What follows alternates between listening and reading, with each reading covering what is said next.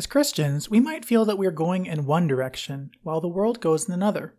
In James 5:17, we are told that Elijah was a man with a nature like ours, and he prayed earnestly that it would not rain. And it did not rain on the earth for 3 years and 6 months. Then he prayed again, and the sky poured rain, and the earth produced its fruit. From here, we can see two things. One is that Elijah was a great man of prayer. But it also tells us that he had a nature just like ours. He was subject to happiness and joy, but also the opposites. And in 1 Kings chapter 19, we can see him even slipping into a depression.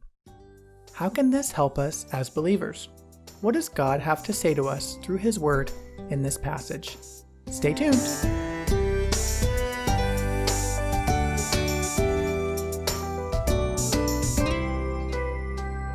So before we get started today, I'd like for you to read 1 Kings chapter 18, which will play as a larger context today when we read chapter 19. So go ahead and pause the video and read that. And if you read it, you should have read that King Ahab and Queen Jezebel were king and queen of Israel, and they were wicked. They didn't serve God. Elijah spoke against them, and he wasn't popular with them, as you might guess. And so Elijah is on the run in this chapter for his life. Hundreds of the prophets of the Lord had been hidden in caves so that they wouldn't be killed by the king and queen. Elijah was told by God to appear to Ahab. So then Elijah appears to Ahab and talks to him about kind of a competition of sorts where they have Baal, that is Ahab and Jezebel's god, versus the God of Israel. In the competition, the prophets all placed wood on the altar with meat and called upon their God.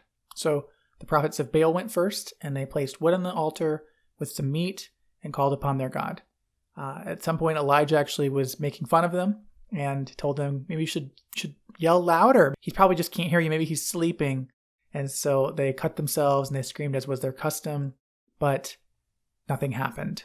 And so Elijah called the people over. He soaked the altar and the sacrifice with a lot of water. And then he prayed, and fire rained down and consumed everything. And so then Elijah took the other prophets of Baal and had them killed because he had proved in this moment, or much more importantly, God had proven that he was the king over all things. So the interesting things that we can see here is the difference between the way the prophets approached their gods. You have the prophets of Baal who thought that cutting themselves, hurting themselves, they could physically show their devotion, and so that would invoke their God to move. And Elijah just says a prayer, and it has this very different, doesn't have to scream it, doesn't have to get a megaphone, doesn't have to have everybody hear it, because God hears it and God knows his heart. So there's a difference even in the approaches, which is interesting. And then God sent rain because they'd been in drought. And so here God finally sent rain to the people. And Elijah ran. So that's chapter 18 in short. Now let's move on to 1 Kings chapter 19. Verses 1 and 2. Now Ahab told Jezebel all that Elijah had done. Now he had killed all the prophets with the sword. Then Jezebel sent a messenger to Elijah saying, "So may the gods do to me, and even more, if I do not make your life as the life of one of them by tomorrow about this time." So we can see Jezebel's response to what happened in chapter 18. She refused to recognize God's power over her false god's power. Therefore, she wanted Elijah punished. It was his fault, right? So here I thought we could make a parallel or a comparison to the world and to our own lives. But consider this being the response of many to the wonders and the majesty of God. Even potentially miracles. They might want to explain them away, or they might just want to ignore them. Even if God were to manifest the most amazing miracle in front of some people, they would still refuse to believe. And so it's not up to us to make them believe, because there will always be those who will still refuse, even amidst this amazing opportunity. Imagine the amazing opportunity that Ahab and his wife had to finally recognize God and his power and to think we want to serve him. And yet, instead, they were mad because their God was shamed. It's just an interesting parallel to this life in this world, that the world will not recognize necessarily God, even though he is so obvious for the rest of us. So let's keep reading verses 3 and 4. And he, Elijah, was afraid and arose and ran for his life and came to Beersheba, which belongs to Judah, and left his servant there. But he himself went a day's journey into the wilderness and came and sat down under a juniper tree. And he requested for himself that he might die, and said, "It is enough now, O Lord, take my life, for I am not better than my fathers." And so we see Elijah's response here. He fled for his life. He asked God to end his life. His thoughts started with himself instead of with God. He seemingly forgot how powerful God was. Just moments ago, if you remember Mount Carmel, this amazing manifestation of God's power over all things that the other prophets had nothing to show for it. I mean, even in Exodus, when you see that Moses and the staff, Aaron's staff, are turning into a snake, and the other priests were able to kind of, in some way, show the same miracle, right? But Moses' staff ended up actually eating.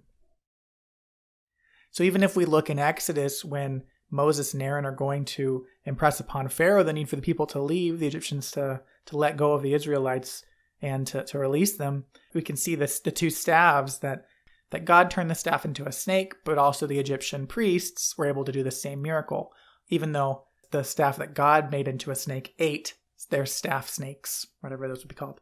And so we can see that God's miracles are always above. What's interesting here is that there's no competition. There's not even any semblance of a competition, because nothing happened to the other altar. The other prophets were cutting themselves. They were screaming. They were yelling for a long time. And yet it was as if no one heard them. In contrast with Elijah's offering and what he had done for God's altar, is he had it soaked with water, and it says that everything was consumed. All of the water was even consumed. And so we see that this is so powerful, and yet moments later, after this mountaintop experience, Elijah can still feel this low, this depression. And it's funny that the same mighty man of prayer who had seen God move, the man who prayed that it wouldn't rain, and it didn't rain for a long time, the man who prayed over a boy and the boy came back to life, this same man with this powerful life of prayer now prayed for death. And interestingly enough, God did not ever grant his request, because he is recorded to be one of the few people in the Bible that never tasted death. And what's interesting, though, is that he said, basically his words were, "I can't do this anymore because nothing has changed. You told me to do this, God. I did this and nothing changed. The people still hate me. They still hate you. They still don't serve you. I thought by doing this, they were going to serve you, and yet they don't." But God wasn't done with them yet. Let's keep reading. Verses 5-8. He, Elijah, lay down and slept under a juniper tree, and behold, there was an angel touching him, and he said to him, "Arise, eat." Then he looked, and behold, there was at his head a bread cake baked on hot stones, and a jar of water. So he ate and drank and lay down again. The angel of the Lord came again a second time and touched him and said, "Arise, eat, because the journey is too great for you." So he arose and ate and drank, and went in the strength of that food 40 days and 40 nights to Horeb, the mountain of God. And so God's first response to Elijah's depression is that he takes care of Elijah's physical needs. He gives him a tree and shade to rest. He gives him food to regain his strength. And I know in my own personal experience, when I don't eat well and I don't rest and I don't take care of my physical needs, I am more prone to being low, being down, and being negative, and not seeing necessarily the positive. And then God sent him on a 200-mile trip to Mount Horeb. Let's keep reading. Then he, Elijah, came there to a cave and lodged there, and behold, the word of the Lord came to him, and he said to him, "What are you doing here, Elijah?" He said, "I have been very zealous for the Lord, the God of hosts, for the sons of Israel have forsaken your covenant, torn down your altars, and killed your prophets with the sword. And I alone am left, and they seek my life to take it away." Elijah's depression continues. Here he focuses on what he has done. I'm all alone doing this. He focuses on his bad situation. No one seeks you, Lord. He focuses on his perception of the situation. Did I mention I'm alone? Nobody seeks you. It's all me. And so what he's kind of saying to God is, I did this for you, and look what good it did me. And what's interesting when we go through these low times spiritually, we often find that one negative thought brings more. It's kind of like, I heard it recently about feeding a monster, that when we have that negative thought or a positive thought, we can feed that thought by thinking about it, by allowing it to take control of our mind. And then by doing that, we feed that monster and it can continue to grow. And so sad thoughts beget more sad thoughts. When I feel overwhelmed, when I feel depressed, when I feel sad, by starting with that point and not resetting, by not reminding myself of who God is and reminding myself of Scripture and how He's in control, I can feel more and more and more helpless. I can get more and more afraid. It's almost like a feedback loop that just keeps getting worse. 1 Kings 19:11-14. So he said, "Go forth and stand on the mountain before the Lord. And behold, the Lord was passing by, and a great and strong wind was rending the mountains and breaking in pieces the rocks before the Lord. But the Lord was not in the wind, and after the wind an earthquake, but the Lord was not in the earthquake. After the earthquake a fire, but the Lord was not in the fire. And after the fire a sound of gentle blowing. When Elijah heard it, he wrapped his face in his mantle, and went out and stood in the entrance of the cave. And behold, a voice came to him and said, 'What are you doing here, Elijah?' Then he said, 'I have been very zealous for the Lord, the God of hosts, for the sons of Israel have forsaken your covenant, torn down your altars, and killed your prophets with the sword. And I alone am left, and they seek my life to take it away.'" And so we can see in God's second response that God wasn't in the wind. He wasn't in the earthquake, and he wasn't in the fire. God didn't have to be in those big manifestations. In fact, that wasn't what Elijah needed. He'd already seen the power of God at Mount Carmel. He'd already seen God completely consume a sacrifice with all the water. And yet here, God was with Elijah, even in the silence, even in the quiet. The big manifestations of God's power are nothing compared to a relationship with Him, as Elijah found at this moment. Elijah was crying out to God, saying, "I am alone. I am alone, God. It is just me."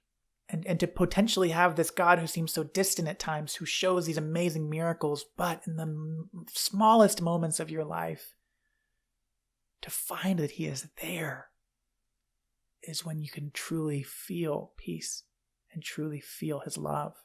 And so here, that's what Elijah needed to get out of his depression, to be reminded that God was with him at all moments. God was with him and was there for him, was a personal God, not like the completely absent gods of the Baal worshippers and the others. And then we see in 15-18, the Lord said to him, "Go, return on your way to the wilderness of Damascus, and when you've arrived you shall anoint Hazael king over Aram, and Jehu the son of Nimshi you shall anoint king over Israel, and Elisha the son of Shaphat of Abel-Meholah you shall anoint as prophet in your place. It shall come about the one who escapes from the sword of Hazael, Jehu shall put to death, and the one who escapes from the sword of Jehu, Elisha shall put to death.